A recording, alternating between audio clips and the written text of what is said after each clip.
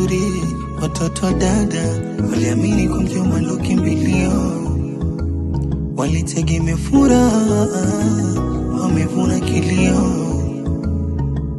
Watoto dada waliamini kuwa mjomba ndo mama, wameikosa furaha.